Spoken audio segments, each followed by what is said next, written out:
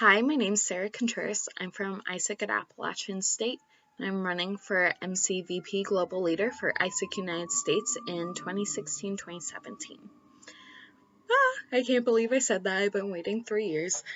So first off, I want to begin by talking about why the United States need leadership right now.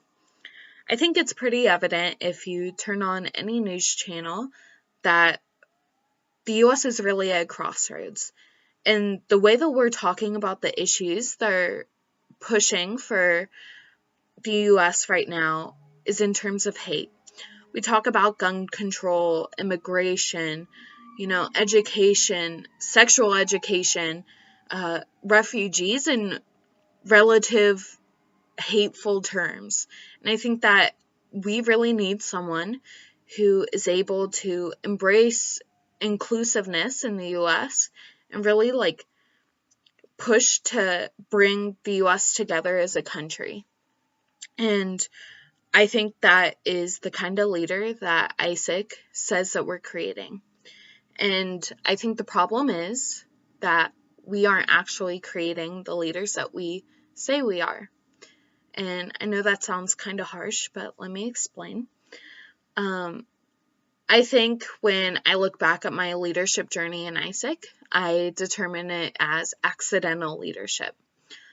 I knew when I joined that I wanted to do everything. I laid out my plan with Matt Benfield, actually, and right before one of our LCMs when we were new members.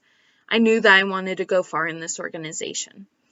But a lot of bumps came into the road, and one of these bumps happened my first semester, where I actually didn't have a job description until my next to last week.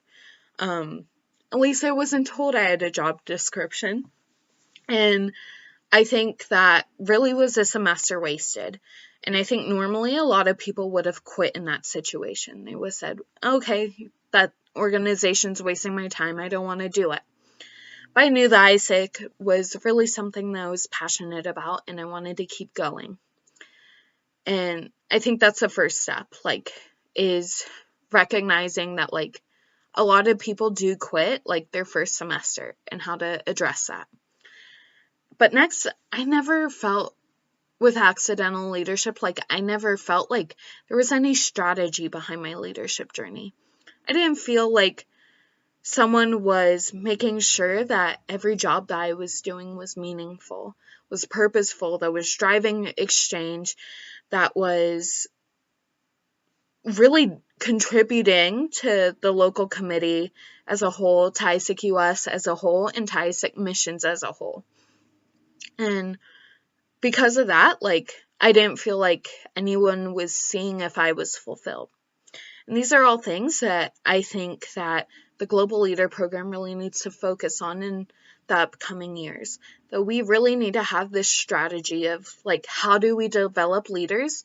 And a big question to that is developing processes and standardizing across the board, making sure that we are tracking and evaluating and making sure that everyone is doing action with purpose. So the next part is kind of okay, why me and why now? And I've had a lot of ups and downs in my AIESEC career, and recently I've been kind of on a down with AIESEC United States.